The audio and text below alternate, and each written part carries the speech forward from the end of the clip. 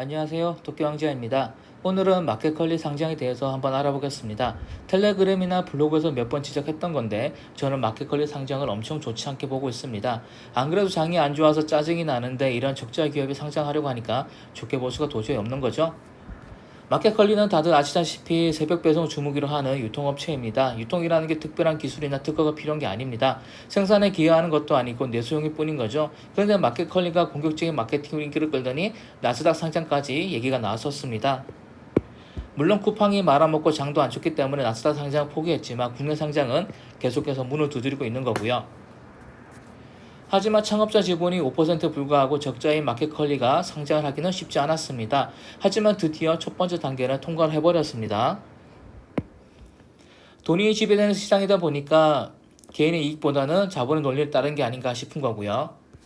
마켓컬리 상장에 이슈가 되는 내용이 바로 공헌이익입니다. 공헌이익은 회계를 모르는 사람 나설 수 있는 개념이고요.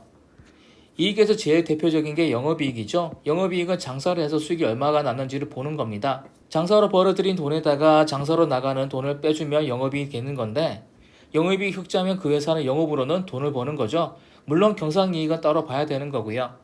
그런데 마켓컬리는 바로 이 영업이익이 계속해서 적자가 나니까 가져다 쓰는 개념이 공헌이익이었습니다. 공헌이익은 매출에다가 변동비를 빼주는 개념입니다.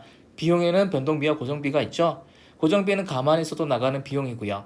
예를 들어서 여러분이 카페를 차렸는데 매달 고정으로 나갈 임대료는 고정비고 커피를 사줄 때마다 들어가는 물값이나 원두값은 바로 변동비에 해당합니다. 마켓컬리가 공헌이익이 흑자라고 하는 건 바로 이 변동비를 빼고 남는 돈이 흑자라는 겁니다. 공헌이익이라는 게 전혀 쓸모가 없는 개념은 아닙니다. 예를 들어서 여러분은 카페를 하는데 커피값이 5,000원, 재료비 같은 변동비가 2,000원이면 공헌이익은 5,000원 빼기 2,000원에서 3,000원이 됩니다. 적어도 팔수록 적자는 아니라는 거고요. 여러분 임대료나 직원 인건비 같은 걸 알고 있다면 이제 하루에 몇 잔을 팔아야지만 여러분이 돈이 남는지를 알 수가 있게 되는 겁니다. 그런데 공헌이익은 말 그대로 얼마를 팔아야 수익이 나는지 알게 해주는 바로미터일 뿐인 것이 이게 흑자라고 해서 대단한 것은 아닌 거죠. 생각해 보세요. 물건을 팔고 재료비 떼서 흑자가 아니면 그게 더 이상한 거 아닐까요? 그리고 공헌이익이 흑자라고 해서 투자를 해도 되느냐 하면 그것도 아닙니다. 공헌이익이 나오고 얼마를 팔아야 수익이 난다는 걸 알게 된다 하더라도 실제로 그걸 팔 수 있느냐는 다른 문제인 겁니다. 회계천재라서 자기 카페에 공헌이익을 안다고 쳐도 그래서 계산하니까 고정비를 빼고 수익이 나려면 하루에 10만 잔을 팔아야 된다고 한다면 그게 무슨 의미가 있을까요? 그래서 과연 마켓컬리 공헌이익은 얼마입니까? 그리고 향후에 얼마나 매출을 늘려서 고정비를 까서 영업이익을 플러스 시킬 건가요? 이런 거에 대한 답이 전혀 없는 거죠. 여러분 이렇게 한번 생각해 보시기 바랍니다. 여러분이 영어를 잘하는 직원을 뽑으려고 합니다. 그런데 사전에 성적표 요구할 수가 있겠죠. 그런데 성적은 좋은 사람이 실제 영어를 한마디 못하는 걸 봤다면 여러분은 그 직원을 절대로 뽑을 일 없을 겁니다. 공헌이익이 플러스라는 건 장사가 잘 되면 흑자로 돌아설 수 있다는 사전 예고는 되는 거지만 실제로 영업이익이 계속 적자가 나고 있다면 공헌이익이 흑자인 게 무슨 소용이 있을까요?